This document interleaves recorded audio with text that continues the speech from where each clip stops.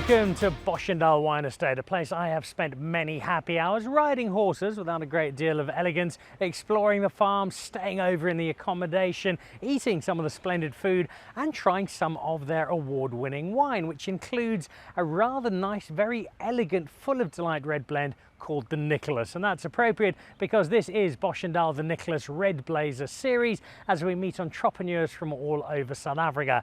And on this particular episode it is a very entrepreneurial pair from the culinary world. David Higgs, host of My Kitchen Rules and former South African Chef of the Year, is the man behind Marble and Saint, two of Johannesburg's favourite restaurants, with a couple more on the way. He doesn't run them on his own though, he's got a terrific partner, albeit not one with a foodie background. Gary Kyriacou came out of construction and has reinvented himself brilliantly as a restaurateur. So they're going to be telling us about their journey in culinary entrepreneurship, together with my co-host Maponyane and a glass or two of the Nicholas.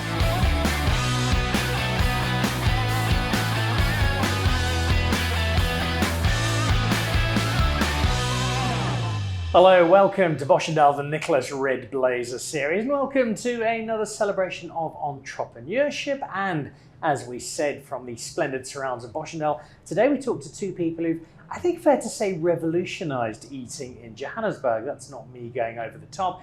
They really have. The two hottest restaurants in Johannesburg, and they have been for some time now. Both are the collective brainchild of a fantastic chef and his entrepreneurial partner in a place that Maponyane and I spend a great deal of time. This is Marble Restaurant. Gary Kyriacou, David Higgs, welcome and great to be here. And I can't wait to talk to you about this restaurant and the journey that saw it eventuate. But let's go back a little and David, go back to the start of the food journey, because being an entrepreneur is such an essential part of entering the world that you're in, whether it is creating new menus or starting a restaurant or finding your way in a space that's not all that structured. Yeah, Dan, like sometimes I don't know if I call myself an entrepreneur, although I did, I've had my own businesses, and I've never really moved away from food. So I've always stayed within the food space. So at the age of 29, I started a cookery school, and 4 months in, I realized that this cookery school wasn't going to fly. I had to do something else. So I started night classes, and then I realized, okay, this is actually not enough. And then we started with the catering, and that extreme cuisine still exists today. And we did massive events with circuit. And so, the transformation within the food space for me has probably been the success of my career, is that I've moved from a cookery school, obviously started in fine dining, then went into this almost industrial catering space where we were making food for Woolworths, we were making food for Spur across the country, all the desserts, and then finding myself in this teaching space, which is a space that I still really enjoy. And it's probably something that's popped up during lockdown with Instagram, where just sharing knowledge is such a lekker way to do it, and in a relaxed way. Moving on to wine estates, starting restaurants on wine estates, setting up tasting rooms. I even set up a church in all of this. Believe it or not. Do you have any David? Yeah. I definitely wasn't taking over proceedings, but within the food space, I think I've done quite a lot. But what's been quite incredible, and this is where Gary comes into the picture for me, is that once you think you've done it all. The Saxon people thought I was off my head when I left Rustenburg to come to the Radisson, and that's still a great story for me, because it's almost a big up yours to everybody that doubted me, and also just everybody's quite everybody has an opinion about everybody else, Yeah. But coming to Joburg was something that I wish I'd done earlier, to be honest with you. Love the city, I love the energy of the city, and but just to get back to Gary, then our partnership and our friendship, and friendship specifically, took me on a different angle to restaurants and so forth. I've never been in such big spaces. I have cooked, obviously the Radisson was big restaurants and the catering was big numbers and so forth, but to take on a space like this and to elevate the dining and to create what we created here, was basically this man's approach to restaurants, and it's a different approach rather than my normal approach, And David, we'll get to that approach right now with Gary, but I look at where you are now and what you've created with Gary and the whole team, but I look at, if I'm not mistaken, 19-year-old David in Namibia what was happening during that time? And if you look at what you were like then and what you've become now, how does that kind of compare? Yeah, look, I left Namibia at 10, but obviously then was pretty much in boarding school in Cape Town till I went to the army for 2 years. And but let's just say, you know, coming from the background where I came from, I had no idea what I wanted to do with my life. You know, I was just really lucky. One of the few people, probably all of us sitting around the table, really lucky to fall into something that I truly enjoy, and that I you know, make a living from, and I can help others. You know, so you know, I can't explain that journey. For me, it's never really been about a goal. For me, it's always been about hard work, dedication to partners. I've always been involved with partners, people that have trusted me. I've always been loyal to them, and I've worked incredibly hard. And through that, you get lots of opportunity. Rather than setting yourself a goal with blinkers, I've always been open to everything. And I think that's been for me personally, that's been a large part of my success. Is that, you know, I've been approached by people like Gary and others, and find myself in a situation where I don't want to leave. You know, this is really, I don't call it the ultimate, the pinnacle, but it is really. You know?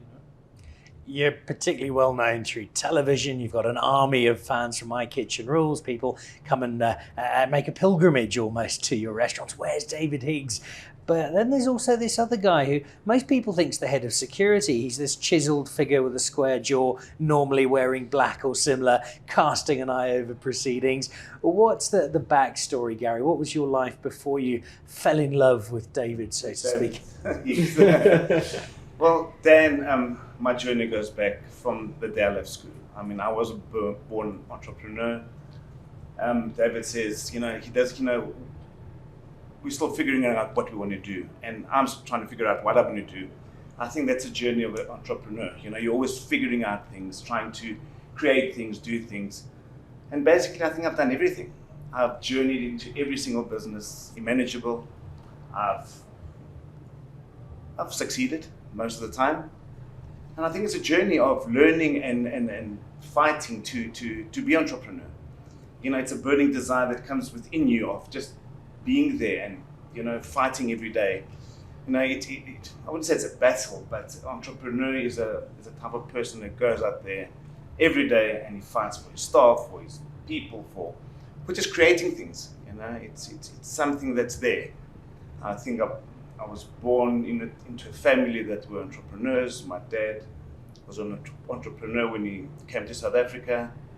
And I think you just learn those skills and you just like do things. I mean, from supermarkets to property to, I wasn't even a diamond miner once upon in my life, you know. So yeah, I ventured into all directions, and I think all my experiences through these ventures and business ventures, I think it's culminated into meeting David and just creating what I've learned over the years and putting all my skill and my gut instincts into these huge spaces that we got, and just giving something back to the community, to people, to South Africa, to Joburg.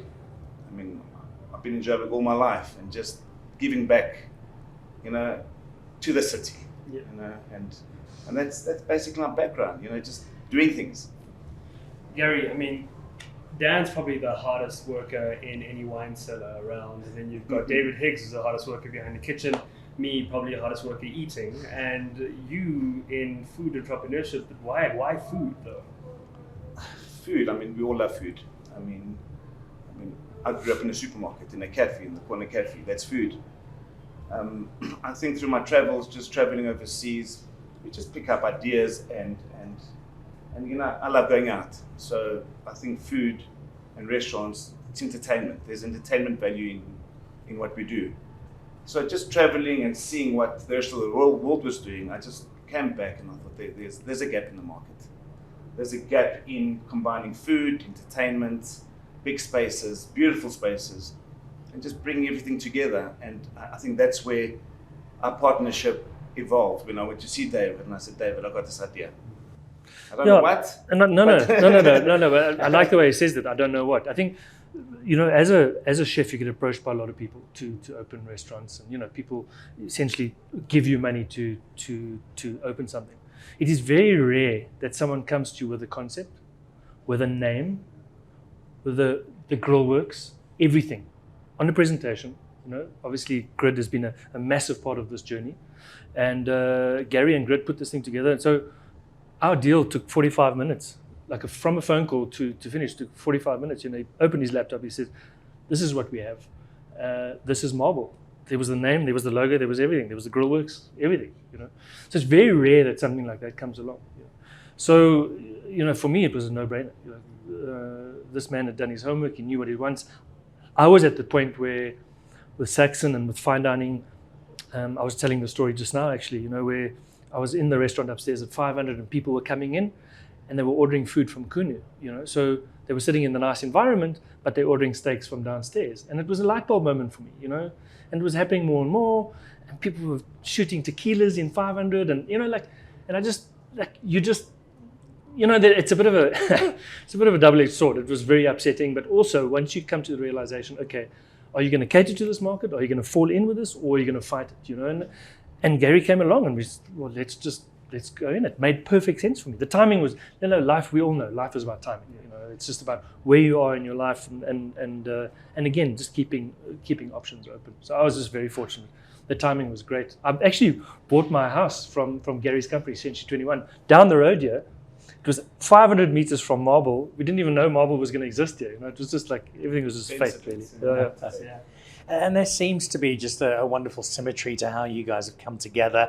And that's often the key to a successful business of an entrepreneurial sort, where you've got a partnership that really works. I'm sure heads do bash occasionally, but it does seem to be, by and large, a really successful partnership. What makes it so successful? I think understanding between partners and the team you've got around you. There's, different people, different skills, and I think you just have to let people just perform and excel in their department. I know what I have to do in this environment, in this restaurant environment. David knows, and Dino, operations, Irene. There's a whole team that just comes together and just makes it happen. And David and I just get it. Yeah.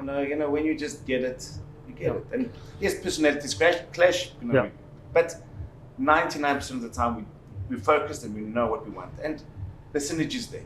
You have to see the bigger picture. I think so often with partners and partnerships, and I've seen it. And this is one of my biggest fears. Was that in my very first job as a trainee chef, I saw my chef Bill Stafford, get involved with an entrepreneur, and she owned sports car companies and horse. She was raising horses and horse racing and all that kind of thing.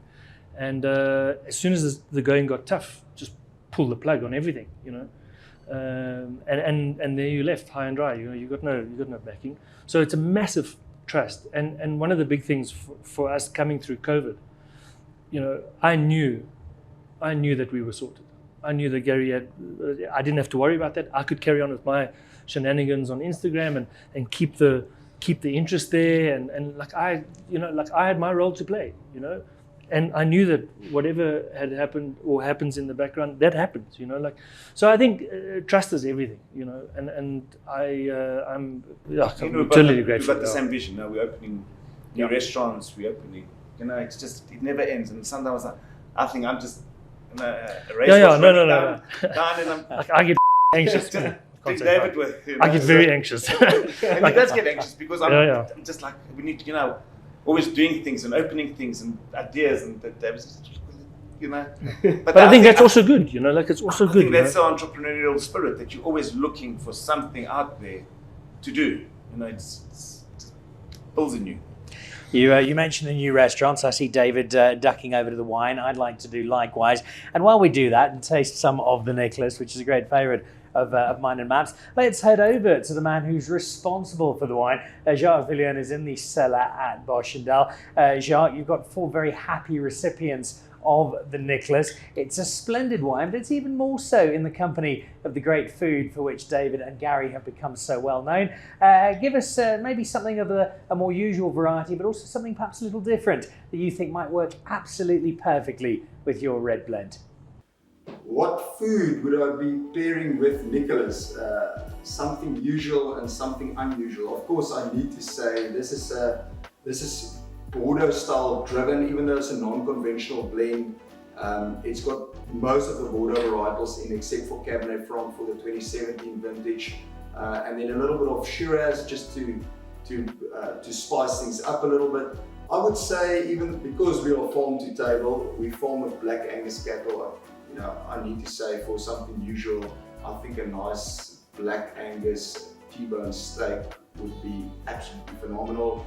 But then again, I'm Afrikaans, so I'm struggling a bit to think out of the box, maybe for something unusual. If I had to say something that I really enjoy that's unusual, which I haven't tasted yet, but just asking you the question that comes to mind, is maybe some nice seared tuna, and seeing how that could work.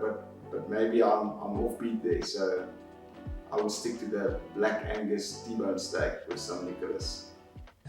Oh, thank you, Jacques. Some terrific recommendations. I'm not sure I'm the best person to be implementing said food. I'd certainly eat it. Matt's is a bit of an aspiring chef, so maybe we get him to do some of that. What about you, David? Food and wine. You've got a world-class sommelier here in Vickers. He's just amazing at what he does. Wine's also quite an entrepreneurial space. Talk to us a little bit about your food and wine journey there, and what you think this might go with. So, you know, my views have changed with food and wine pairings over the years. You know, obviously coming through the wine estates, it's very driven on specific wines with specific foods and so forth. And I've got to a space now, and that's why, again, moving out of that fine dining space into a space where people are just coming to relax. I hate dictating wine to people, you know, and that's where Vickers and his team is so very, very good. They allow the guest to tell them what they like, and then they make suggestions. Like, it's not forced on anybody. And I think, you know, when you understand what somebody enjoys, you know, and you can drink red wine with fish, of course you can, you know, and I hate those rules. You know, I'm not a great, I'm Gary myself both. Probably this is why our partnership works the best, and that's why no one else can really get involved. We don't like really listening to anybody else, you know. not great at taking instruction, that's for sure. So, and the same goes as I get older with the way I eat. Just give me a really good plate of food and a nice glass of wine, or a bottle of wine maybe, and I'm more than happy, you know. Rather than sit through 6 or 7 courses of food anymore. But that's how we evolve as people. That's how it changes. I think there's still space for it, definitely, if it's done well, which I think it is done well in this country. But for me, it's just really about listening to the customer and giving the customers what they want. And that's why I think largely why Marble and Saint have done so well. We've listened to the customer. We've changed. I mean, when Marble opened, you know, we changed because of what people were saying. We were changed because of the conditions that we're working in. But we have to. Yeah, the wine cellar has grown incredibly. We're always on looking out on the auction and seeing what's available. And it's a large part of what we do. People come here for Vickers. You don't understand. You do. Actually, you do understand, you know. People come here for Vickers, you know, and his team. So yeah, food, wine, service, the whole thing plays such a big role. And this wine, I like it. It's not, you know, although it's Shiraz driven, it's not massive. There's that beautiful Cab and Cab Franc that comes through, so it is quite lean in a way, which is quite unusual for a Shiraz driven, because sometimes Shirazes in South Africa is quite flabby and quite big, but this is lovely, and especially with what we serve here, the meat and the things off the fire, it makes a lot of sense, you know? No, absolutely. I mean, I definitely do come here for Vickers as well. Exactly. He's absolutely brilliant. So exactly. I will agree with that. I've found some incredible wines because of him, so you definitely are lucky to have him. But the two of you seem to be lucky to have each other. You spoke about how you don't like to have that set goal, which is brilliant, but there certainly seems to be a bigger picture that the two of you have got lined up. So what does that look like for the two of you? I mean, we're creating brands. I mean, like, we started with Marble. We've created the Marble Group right now, and all our brands sit underneath that. And, you know, we are expanding. You know, we want to create magical spaces in the group. Might be overseas. You know, we're looking to fly somewhere and create something there. But we're always on the hunt for doing something. You know what I mean? You know, we are creative people. David can say he's creative. I see him when he brings that plate, he gets excited and he wants to plate it and do things. You know, I get excited building things and negotiating and doing things, and I think we've got certain skills and we put them together, we just create magic. Yeah. Dan, I'm not sure if you realize, but during this entire lockdown period. They didn't only survive the lockdown or this COVID period, they've actually smashed it. And the two other most popular pandemics was, yes, I'm going to Marble tonight, yes, I'm going to Saint. And not only have they done that, and you guys survived brilliantly through that period of time, but you also looked after your staff so well. And I think if there's a lesson to be taken from what you guys have done over the last year, 18 months, it is how much you clearly valued the teams that work for you and how integral they've been to your entrepreneurial success story. Staff for everything, service in a restaurant, the food, the wine, the soms, the ladies on the front, the guys behind the bar, the ladies behind the bar, everybody. Service is everything in a restaurant. These relationships that the waiters, they are the people that are dealing with the customers straight on. We are here and we talk to people and so forth, but they are the guys that are the face of the business. It is their space essentially. It's the service industry. You need people to give service. It's hospitality. And you know what?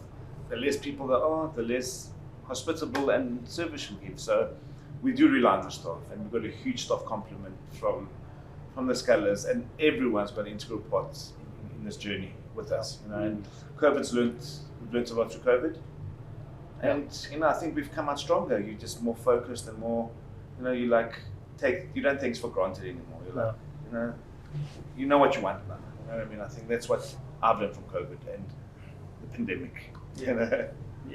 You mentioned how you need people to have a successful business, but you also in some cases need some good funding. We've been very lucky to have been given the opportunity to our entrepreneurs in the Red Blazers series by Boschendal to give 10,000 Rand to any upcoming entrepreneurs or entrepreneurial business that you think would be worth supporting. So who would that choice be for the two of you? David, I think you work with such a beautiful story, man. In 2013, I signed up for my first Epic, and I was training at Northern Farms, which is out at Diepsloot. And there's a little academy there called the Diepsloot Mountain Bike Academy. And I met a young guy by the name of Tepo, and I met a few of them actually. They all work here at Marble. And I was at the Saxon at the time, and I said to Tepo, what is it that you want to do with your life? And he said to me, no, he wants to be a DJ. So I said, but I can't help you there, but why don't you come to the Saxon, spend a couple of weeks there and see if you like it. And there's something about, and this was about teaching as well, which is a beautiful thing. There's something about when someone grabs a pan or a knife, you can just see if they've got it or not, And it was like a duck to water, he just really fitted in. An incredibly humble guy. And like chefs, and especially young chefs, and I'll be honest about this, don't earn very big salaries. Over the last 8-9 years, Tepo has built his mom's house. He's built himself a garage. He doesn't own a car. He built the garage first before he bought his car. He's now converted the garage into a fully fledged restaurant. He's got chip fries. He's got his Coke fridges. It's all set up. He's just bought his furniture, and it's so beautiful this because he said to me he wanted to open 2 weeks ago, but he's still waiting. He needs a bit more cash to buy his stock, his opening stock. So man, it's such a man. The guy's a very special guy, and there's a lot of these guys. They just don't get the gap, and I'm very appreciative. I think he's going to be very happy. They'll get you stock and he's I've got goosebumps, guys. That is such a lovely story. Very cool, and just the nicest guy, And he heads up. He literally is Matt's second at Marble. One of the biggest kitchens in the country. He's Matt's second. Matt's head chef. He's phenomenal. You see him at the past there. He's like. It's one of the few guys, within kitchens, hierarchy is very difficult, and Joburg especially. And so guys, they don't like listening to everybody. There's different, there's different opinions, and Tepo was the one guy that they will listen to. Everybody will listen to. Doesn't matter what their background is, doesn't where they're from. It's the one guy that they will listen to. It's very, very special. I think we've got a lunch date in Diepsloot on the horizon then to go out and I'll take you guys. We all need to go and support him. Well, let's raise a glass to Tepo, and let's raise a glass to you guys as well. And also, if you will, just to remind us there, Gary, the 2 new spots that are opening, because you guys just don't stop. The one at the place called Zioux in Sandton, right next to Saint. Opening in 2 weeks' time. Well, and we're opening the pantry, which is another concept supermarket convenience shop that we're opening. All my skills are coming through from when I was a little kid, bringing all through to that. Well, there we go. Well, cheers to that, and Cheers, cheers to cheers. Tsepo. Cheers. Yeah. And thank you for some inspiring recollections and some great lessons. And I think we've learnt a bit there as well. Thank you so much, guys. Pleasure. So there we go. The guys behind Marble and Saint and Zioux and the Pantry. And by the time you've watched this, they've probably got another 3 restaurants on top of that. And also, the guys who helped guide a young South African into his own entrepreneurial journey in the form of Tsepo and his new spot out in Diepsloot, which has now got a wonderful shot in the arm from Boschendal. So that is this episode of Boschendal, the Nicholas Red Blazers series, celebrating Gary Kyriacou and David Higgs and Marble and Saint and their culinary entrepreneurship with myself and Maponyane. See you in the next one. Cheers.